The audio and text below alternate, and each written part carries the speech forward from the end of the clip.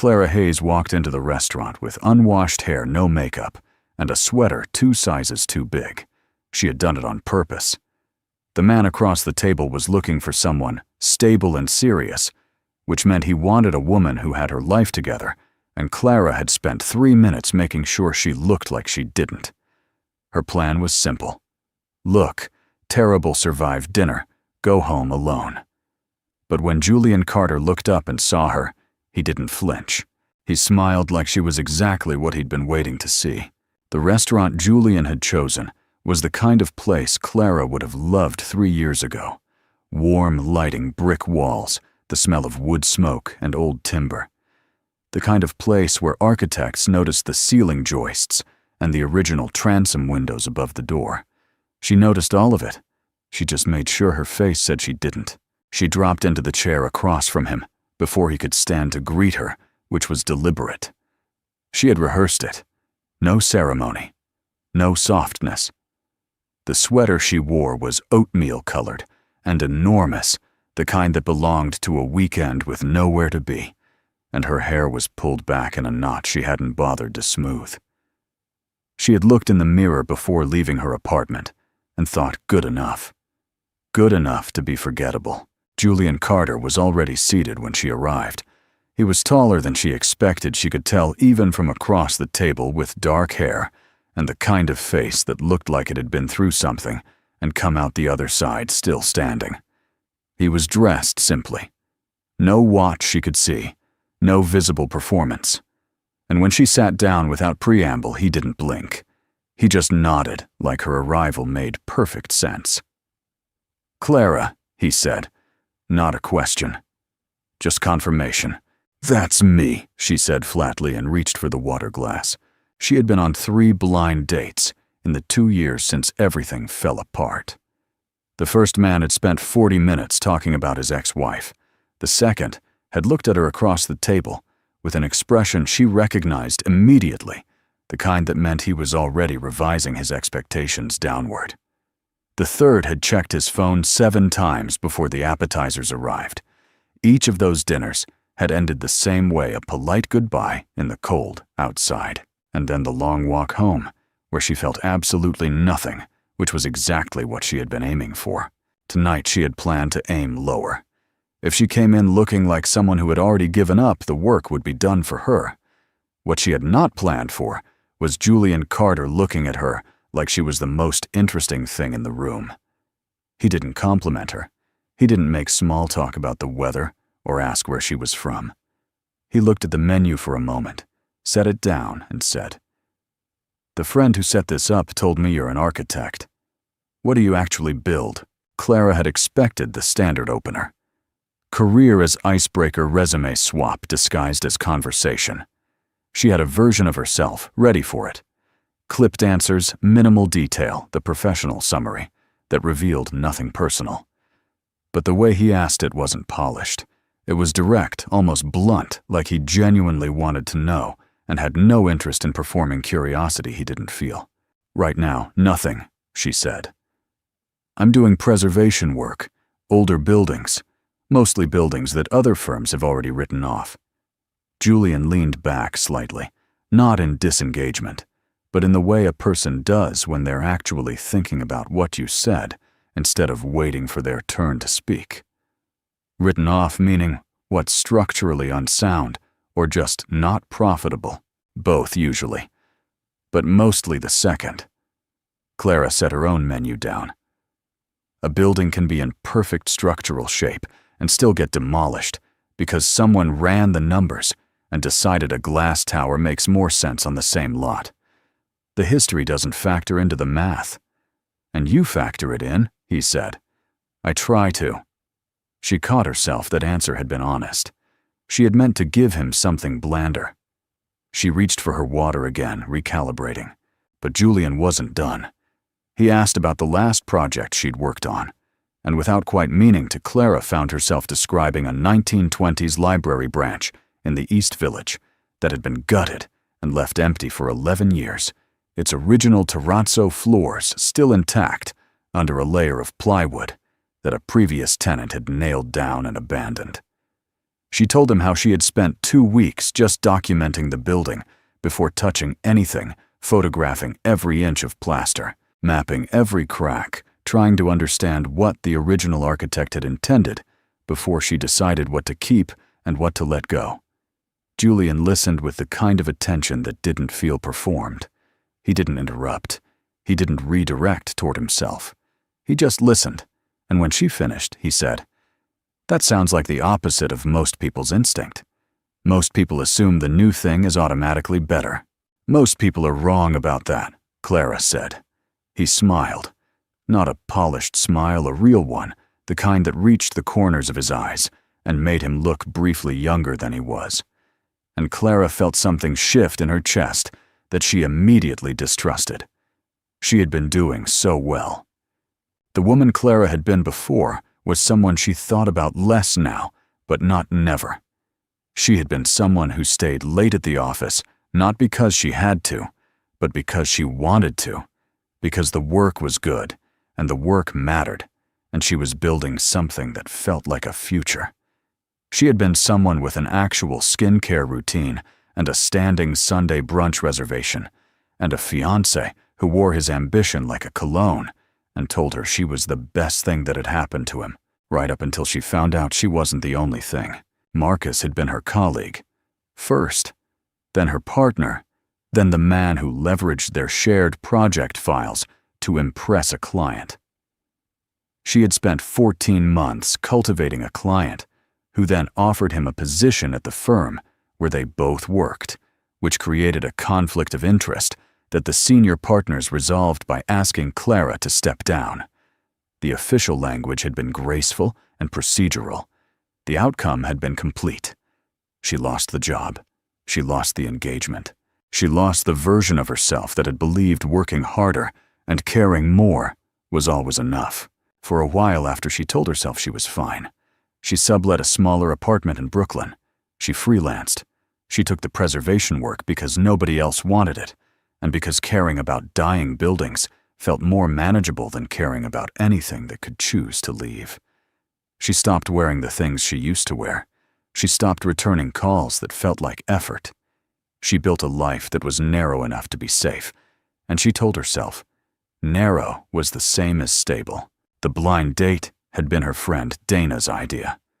Dana had worn Clara down over 4 weeks of persistent, affectionate pestering, not because she believed Clara was ready, but because she believed Clara would never decide she was ready on her own. Clara had agreed mostly to end the conversation, and then spent the week before the date planning exactly how to make it fail. And now she was sitting across from a man who had not once checked his phone, who had asked real questions and waited for real answers, and who had just made her say something she actually believed out loud. She looked down at her plate. The food had arrived at some point without her noticing. "You went quiet," Julian said, not with concern, just observation. "I was thinking about the library," Clara said, which was only half true. They ate. Julian talked not about himself the way she had expected a man of his apparent confidence to talk, but about things, about cities, about the way Manhattan kept building over its own history until the history became invisible. He mentioned once that he traveled often for work, then didn't elaborate on the work itself. He said he had grown up in Chicago, which explained something about the directness, though she couldn't have said exactly what. He was careful with details about his personal life, in a way Clara recognized, because she did the same thing, giving the shape of information without the substance, the outline without the center. She noticed it. She filed it away. She did not ask. When the check came, Julian picked it up without making it an occasion which Clara appreciated. She offered once not as performance, but as reflex, and he shook his head. Once also not as performance. They put on their coats in the entryway, and Clara braced for the part she had been waiting for all evening, the polite deflation that we should do this again. That meant nothing. The slow release of whatever approximation of warmth had built up over the previous 2 hours. Instead, Julian held the door open and said, "I'd like to see you again. Not as a follow-up to this, just again." Clara stepped out onto the sidewalk. The October air was cold and direct, and the street noise came back all at once after the muffled quiet of the restaurant. She looked at him. In the light outside without the warmth of the interior, he looked exactly as straightforward as he had sounded all evening, not performing sincerity, just delivering it. "I don't really do this," she said. "Do what?" She gestured vaguely at the space between them. "This." Julian nodded like that was a reasonable thing to say. "Neither do I usually." He didn't push. He didn't list reasons she should reconsider. He just stood there, hands in his jacket pockets, and waited. Clara thought about her apartment, about the half-finished site report on her desk, and the cold radiator she'd been meaning to call the super about for 3 weeks, and the book she was halfway through, and the way her Saturday mornings had started to feel like rooms with no windows. She thought about the laugh that had come out of her at dinner, the real one surprised out of her, somewhere between the terrazzo floor story and his comment about cities that eat themselves. She had not expected to laugh. She had not planned for it. "One more dinner," she said. "That's not a commitment to anything." "Understood," Julian said. She walked to the subway. She did not look back. But somewhere below the discipline she had spent 2 years building something, had already moved some small and stubborn thing that had survived, in spite of everything she'd done to make it stop mattering. She didn't name it. She wasn't ready to name it. But it was there, and she felt it, and she told herself it was just one more dinner. The second dinner happened on a Thursday. Then there was a walk through the Brooklyn Botanic Garden on a Saturday afternoon that neither of them had planned to be long, but became long anyway, because the conversation kept finding new directions, and neither of them was in a hurry to end it. Julian asked her once what had made her leave the firm she'd been at, and Clara gave him the abbreviated version, creative differences, a restructuring, and he accepted it without pressing, which was both a relief and in a way she didn't examine a small disappointment. She found herself wanting him to press. She found herself wanting to tell him the full version, which was unlike her, which was alarming. Instead, she told him about a warehouse in Red Hook she'd been hired to assess, a former textile factory built in the 1890s that still had the original wood-beam ceilings and cast-iron columns, and how she had found a partial set of the original blueprints folded inside the wall cavity during demolition prep, and how holding those papers, over 130 years old, had felt like being handed something no one had meant to save. Julian had stopped walking when she described it. He stood in the middle of the garden path, looking at her, with an expression she couldn't quite read. Not pity, not admiration, something more careful than either. "You love it," he said. "Not the buildings, the finding." Clara considered that. "Yes," she said, because it was true. The finding. She looked at him, looking at her, and for the first time in 2 years, she felt not invisible, but entirely seen, and not in the way that used to frighten her, not like being exposed, but like being accurately known. It was disorienting in a way that had nothing to do with fear. She told herself it was just the season. October light did strange things to a person's judgment. She told herself she would be more careful next time. That evening, she walked home along the water and did not turn on the television, and sat for a long time in the kitchen with a cup of tea going cold in her hands, thinking about nothing specific and everything at once. She had agreed to see him again on Tuesday. She did not cancel. November arrived the way it always did in New York, without permission. The trees along Prospect Park dropped their last leaves in a single week, and the light went flat and gray, and Clara found herself checking her phone more than she used to, which she noticed and disliked and did not stop doing. She and Julian had settled into something that didn't have a name yet. They met twice a week, sometimes 3 times. They walked. They ate. They talked about cities and buildings and the particular kind of grief that comes from watching something old get torn down to make room for something that will look dated in 15 years. She had stopped rehearsing what to say before she saw him. She had stopped planning exits. These were not small things, but there was a shape to Julian that she couldn't quite get to the center of, and she was starting to feel it. When she talked about work, she talked about specific projects: the Red Hook warehouse, a Harlem brownstone with a collapsed rear facade, a mid-century bank building in the Bronx, whose terrazzo floors were worth more than the developers had realized when they signed the demolition permit. She gave him the details because the details were the point. Julian listened to all of it with genuine attention, but when the conversation turned toward him, something changed. He would talk around things. He traveled often, but never said where. He worked in investment and development, but never named a company. When she asked once what kind of projects he focused on, he said infrastructure and long-term assets, and then redirected the conversation so smoothly she didn't realize it had happened until she was already 3 sentences into talking about something else. It wasn't evasiveness exactly. It was more like the way someone moves around a piece of furniture they've learned to navigate in the dark, practiced automatic invisible, until you notice the pattern. Clara noticed the pattern. She was an architect. She understood structures by reading what wasn't there as much as what was. She told herself it didn't matter. People were private. She was private. The deal she had made with herself when she agreed to see him again was that she wasn't going to need things from this. She wasn't going to build expectations and then blame him when he couldn't hold them. She would take what the thing was and not push it into a shape it hadn't chosen. She kept that deal with herself for about 3 weeks. Then she made the mistake of falling in love with him, and the deal became impossible to honor. She didn't recognize it as love at first. It came in sideways, the way things do when you've spent 2 years making yourself resistant.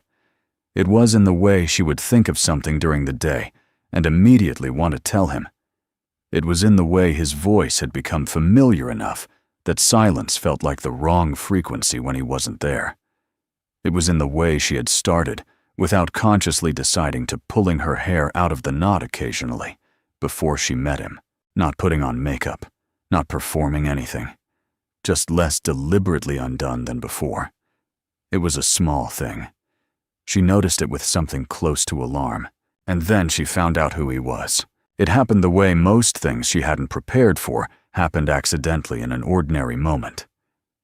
She was waiting for Julian at a coffee shop on a Wednesday morning laptop, open scrolling through a trade journal article about adaptive reuse financing, and the name Carter Holdings appeared in the 3rd paragraph as one of the 3 largest private investors in a new historic preservation incentive program she hadn't heard of. She followed the link at the bottom of the article out of professional reflex, and the page it took her to was a profile of the fund. There was a photo. The man in the photo was standing in front of a glass building in what looked like Midtown, wearing a suit she had never seen him in, and the caption below it read, "Julian Carter, Chief Executive Officer, Carter Holdings." Clara read the caption twice, then she read the article. Carter Holdings had assets under management valued at several $billion. The firm had holdings in more than 14 countries. Julian had founded it 11 years ago after leaving a private equity position, had expanded it through a series of acquisitions that the financial press called, in the language financial press, used aggressive and precise. There was a quote from Forbes. She found it in a linked piece from 2 years prior that described him as one of the most influential private investors in American real estate and infrastructure. The article used the word billionaire without hesitation. Clara closed the laptop. She sat in the coffee shop for 6 minutes, looking at nothing, and then Julian came through the door, saw her from across the room, and smiled the same way. He always smiled like something uncomplicated, like something true, and she felt the full weight of what she had just learned land on her chest like a structural failure she had not seen coming. She didn't say anything at first. They ordered, they sat, and she watched him pour sugar into his coffee with the same absent ease he always had. And she thought he knew exactly who he was every time he sat across from her and said nothing.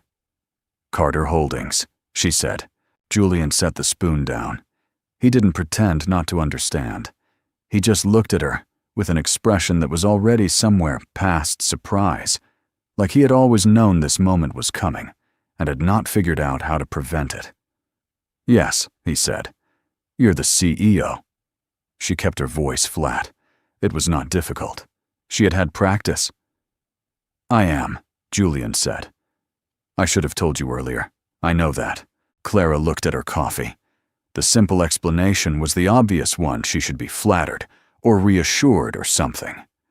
Here was a man who had sat across from her in her worst sweater and her unwashed hair and had not flinched. Here was a man who had chosen her specifically before she knew there was a choice being made. There was a version of this story that was almost romantic. She understood the version. She also understood that she had spent an entire month talking to him without knowing who she was talking to. She had said real things. She had let him see inside the work she cared about, inside the thinking. She almost never showed anyone inside the part of herself she had spent 2 years covering up, because the last man who had seen it had handed it over to a client to advance his own career.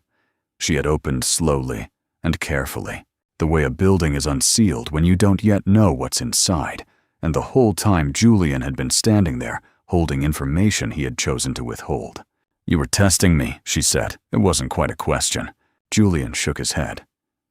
"I wasn't. That's not what it was."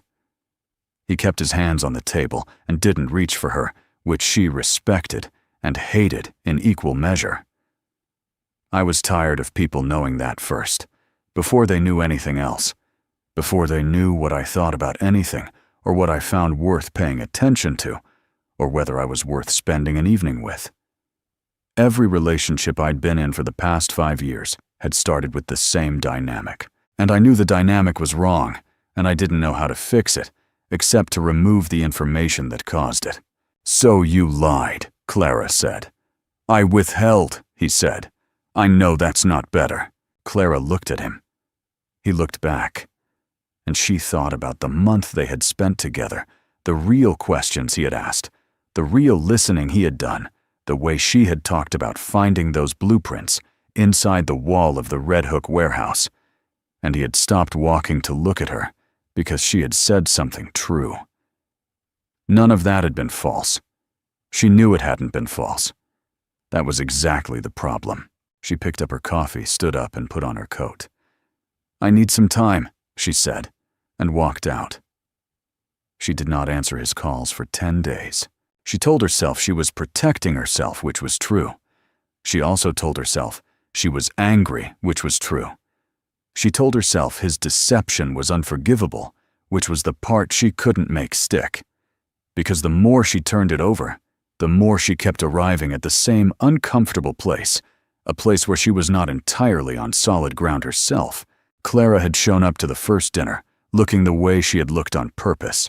She had built the whole evening around a performance of being someone who didn't care, who wasn't trying, who couldn't be hurt, because there was nothing to hurt. She had worn the oversized sweater and the unwashed hair, not because she was running late and hadn't had time to prepare, but because she had calculated that if she looked bad enough, Julian would remove himself from her life with minimal friction, and she could go home intact. She had manufactured a version of herself specifically designed to make sure no one would want her. Julian had hidden his wealth so that someone might want him for reasons that had nothing to do with it. She had hidden her actual self so that no one could get close enough to find reasons to leave. The methods were different. The fear underneath them was the same. Both of them had walked into that restaurant wearing armor they'd had years to build. Both of them had been pretending to be less than they were. She sat with that for a long time. She sat with it through the end of November and into December. Through the mornings, she didn't reach for her phone, and the evenings, when she stood in her kitchen making dinner for one, and could not stop thinking about what he had said. I was tired of people knowing that first, before they knew anything else. She understood that. She understood it in a way that made the anger harder to hold. But understanding something and being ready to do something about it were two different problems, and Clara was not yet ready. The library project came through in early December, the East Village branch she had spent the better part of a year fighting for. The city's preservation board approved the full restoration plan, which meant real funding, real timelines, and a public opening in 3 weeks that the local press had already picked up as a human interest angle, the forgotten 1920s library reclaimed. Clara threw herself into the final push with the particular focus she always used to crowd out things she wasn't ready to think about. She supervised every detail of the finishing work herself, the repointing of the exterior limestone, the restoration of the original oak reading tables that had been found in storage, the careful cleaning of the terrazzo floors she had discovered under the plywood more than a year ago. She did not contact Julian, but she did without entirely meaning to think about him every time she walked through those doors. He was the only person outside of work she had told about this building. He was the only one who had asked the right question, not what she was building, but what she was finding. 3 days before the opening, Julian sent her a message. It was 4 sentences long. He said he understood if she didn't want to continue. He said he wasn't going to argue for something she didn't want. He said he had meant every conversation which she already knew and wished she didn't. And then he said that if she needed him to stay away from the opening, so she didn't have to navigate his presence on a night that was hers, he would do that. She read the message 3 times and did not reply. The night of the opening was cold and clear. The library filled with people, neighbors, city officials, local journalists, the kind of community crowd that showed up when something they had given up on turned out to have survived. Clara stood near the back and watched them move through the space, watched the way they stopped when they saw the terrazzo floors, watched the particular expression people get when they encounter something that is genuinely old and genuinely beautiful and had been there all along beneath everything ordinary that had covered it. She had spent a year on this room. She knew every square foot of it, and standing in it on the night it was finally open, she felt a hollowness that had nothing to do with the building. Julian was not there. He had kept his word, which was more than she had asked him for. She thought about what he had said in the coffee shop. Every relationship for the past 5 years had started with the same dynamic. She thought about her own last 5 years, the deliberate withdrawal, the self-erasure, the way she had trained herself to make nothing matter, so nothing could hurt. She thought about showing up to dinner, looking like someone who had already surrendered. She thought about how she had stood in her mirror that night and thought good enough to be forgettable, and how that had been the goal. How forgettable had been the thing she was aiming for. The fear hadn't kept her safe. It had kept her alone. And alone, she had just opened the most important project of her career in a room full of people. And the loneliness of it was the only thing she could feel. That was the moment she understood, not abstractly, but fully in her body, that she had already lost something she had never properly held.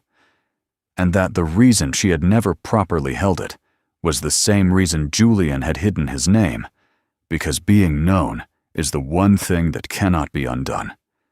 And they had both been too frightened to risk it. She stayed until the last guests left. She turned off the lights herself. She locked the door. She stood on the sidewalk outside in the cold for a long time, looking up at the restored limestone facade with its original lettering still intact above the entrance. And she thought, I would not have found what was inside this building if I hadn't been willing to open it. She took out her phone. She didn't call. Calling felt like the wrong format for what she needed to say. Too easy to hang up. Too easy to reduce to something that could be ended with a single word from either direction. She texted instead 3 words, "Can we meet?" and then stood on the sidewalk outside the library with her phone in her hand, watching the screen, feeling the cold move through her coat. His reply came in under 2 minutes. He gave her an address in the West Village and a time the following morning. Nothing else. No question about whether she was okay. No pressure, no performance of relief. Just the information she needed. She put her phone away and walked to the subway, and did not let herself rehearse what she was going to say, because every time she had rehearsed things in the past 2 years, what came out of her mouth had been a cleaned-up version of the truth, and she was done with cleaned-up versions. The address was a building she hadn't expected. Not a glass tower, not a corporate lobby with a doorman in a uniform. It was a renovated brownstone on a narrow street, 4 stories of original 19th century brick, with new steel-framed windows that had been installed carefully enough to respect the original facade proportions. Clara stood outside it for a moment, before pressing the buzzer, because she was an architect, and she could not help but read the building, and what it said was that whoever lived here had thought about what they were doing to it. That whoever was inside understood that the bones of a thing mattered. Julian opened the door himself. He was in a gray shirt and dark trousers, no jacket, no performance. He looked like a man who had not slept particularly well, but was not going to mention it. He stepped back to let her in, and she walked past him into a foyer with original plaster medallions on the ceiling and a staircase with iron balusters that had been stripped and repainted sometime in the last decade, and she thought, of course, this is where he lives. I looked up the building, she said, before she lost the thread of what she was doing here. 1883.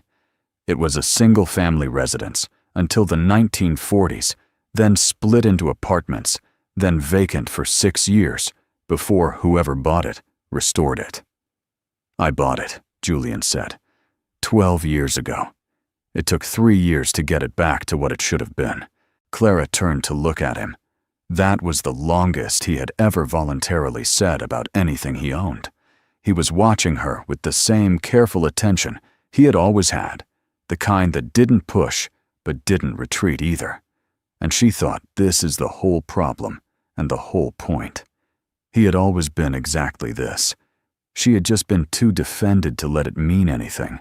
I have things I need to say, she told him, and I need you to not respond until I'm finished, because if you say something in the middle, I'll lose my nerve, and we'll end up having a different conversation. Okay, Julian said. She had not rehearsed this. She stood in his foyer with her coat still on, and said what was true. She said that she had not been honest with him either, not in the way he had been dishonest, not by withholding a fact that would have changed how he saw her, but by spending the entire first month of knowing him performing a version of herself that was deliberately diminished. She told him about the sweater, about the unwashed hair, about the mirror in her apartment, the night of the first dinner, and the word she had used, forgettable. She said she had engineered her own forgettability because she had decided that if someone rejected her worst version, it would hurt less than if they rejected something real. That she had been doing that in one form or another for 2 years. That it had worked in the sense that she had not been hurt and had also not been alive in any way that felt worth protecting. She told him that she understood why he had hidden his name. Not because it was the right choice, it wasn't, and they both knew it, but because she understood the architecture of it. The way fear builds structures that look like strategy. The way a person can be completely sincere about everything except the one thing that would make sincerity matter. I was angry at you, she said, because you did to me exactly what I was doing to you. And it's a lot easier to be angry at someone else for a thing than to look at why you recognize it so well. Julian had been quiet through all of it, the way he was quiet, not passive, not withholding, but genuinely absorbing what she was saying. When she finished, he didn't move toward her immediately. He put his hands in his pockets and looked at her for a moment and said, I should have told you before you had to find out from a trade publication. Yes, Clara said. You should have. I know the difference between protecting myself and deceiving someone, Julian said. I knew it when I was doing it. I just thought the risk of telling you was bigger than the cost of waiting. I was wrong about that. You were, Clara said. He nodded. He looked like a man who had already had this conversation with himself many times over the past weeks, and arrived at the same conclusion each time, and was relieved in some fundamental way to be having it out loud. "I don't want to do it again," he said. "Any of it. I don't want to manage what you know about me. I don't want to be known in pieces." Clara unzipped her coat and draped it over the newel post at the bottom of the staircase, the way you do in a place where you have decided to stay for a while. "Then don't," she said. They sat in his kitchen, an original room, with exposed brick on the north wall, and ceiling beams that Clara estimated, dated to the initial construction, left exposed during the renovation, with the kind of restraint that meant whoever made the decision had understood what they had. Julian made coffee. He told her about Carter Holdings, not the Forbes version, not the press release version, but the actual version, the one that started with a failed deal in his late 20s that cost him 2 years of work and nearly everything he'd saved, and how he had rebuilt from it, with the specific understanding that he never again wanted to be in a position where other people's assumptions about him were more powerful than the facts. He had built the company around long-term assets, infrastructure, historic real estate land, because those were things that held their value when everything else moved. He had gotten very good at identifying what was worth saving. "That's what you do too," he said. "You just do it with buildings." Clara wrapped both hands around her coffee cup. "I do it with buildings because buildings don't leave," she said, and then heard herself say it, and laughed a short, dry sound because it was the truest and most embarrassing thing she had said in recent memory. Julian didn't laugh. He looked at her with the careful, accurate expression she had seen on the first night, and every time since the one that meant he was actually registering what she had said. And he nodded once like the information mattered. They talked for 3 hours. Not about what they were going to do, not about what this meant or where it was going. They had both spent enough time calculating futures to know it was the wrong way to spend the morning. They talked about the real things, the ones that had always been underneath the conversations they'd had before. He told her about his marriage briefly, and without drama. A woman named Rachel. A good marriage, a fast illness, a loss that had restructured everything about how he understood time. Clara told him about Marcus, the full version, not the abbreviated one she had given him in the Botanic Garden. The project files, the client, the senior partners, and their graceful procedural language, the specific feeling of having your own care for something weaponized against you. She told him about the day she had sat in her empty office after being asked to step down and thought, if I make myself matter less, nothing like this can happen again. How that had seemed at the time like wisdom. Julian listened to all of it. When she finished, he said, "You didn't make yourself matter less. You just made yourself less visible. You still cared about everything. You were just doing it where no one could reach it." Clara looked at him. It was a precise thing to say. It was also completely accurate, and the accuracy of it landed somewhere deep in the part of her that had been telling itself for 2 years that diminishment was the same as healing. It wasn't. She knew it wasn't. She had just needed someone who paid enough attention to say it in a way she couldn't argue with. The Community Preservation Fund was Julian's idea, and it came up naturally the way things do when 2 people are finally talking without the filters they spent years constructing. He had been looking at ways to deploy capital into preservation work that wouldn't otherwise get funded. Not the landmark projects that attracted institutional donors, but the smaller ones, the neighborhood buildings that were architecturally significant in ways that didn't show up in city designation databases. The 1890s textile factory in Red Hook, the mid-century bank in the Bronx, the buildings that Clara had been working on one at a time with freelance budgets and institutional indifference. He said he had been thinking about it for months, that the historic preservation incentive program he'd invested in through Carter Holdings was a starting point. But what was missing was someone who understood which buildings mattered, and why someone who could read a structure and tell you what was actually inside it. "I know someone like that," Clara said. Julian looked at her steadily. "I know you do," he said. "That's why I'm telling you." They did not make it neat. That was the thing Clara understood in the weeks that followed, as they rebuilt what they had on a foundation that had no hidden rooms in it. It was not seamless. There were conversations that were uncomfortable about money, about the gap between his world and hers, about what it meant to take something from someone you were in love with, and whether it changed the shape of what you were building together. Clara had spent 2 years being self-sufficient in the particular ferocious way of someone who cannot afford to need anything, and the process of letting that go was not clean or fast. Julian had his own version of the same problem, the practiced self-containment, the reflex to manage instead of share the instinct to protect his real life by keeping it behind the version of himself he showed the world. They kept making the same mistake in different forms. They kept catching themselves doing it and saying so out loud. That was the part that was new, the saying so out loud, the willingness to be found mid-mistake, instead of waiting until they had already corrected it and presenting the corrected version. It was uncomfortable in the way that things are uncomfortable when they are also correct. The fund came together over the winter. Clara brought the Red Hook warehouse project in first, then the Bronx bank building, then a row of connected 1920s storefronts in Jackson Heights that a developer had been trying to rezone for 4 years. Julian handled the financial structure and left every architectural decision entirely to her, which was not a small thing.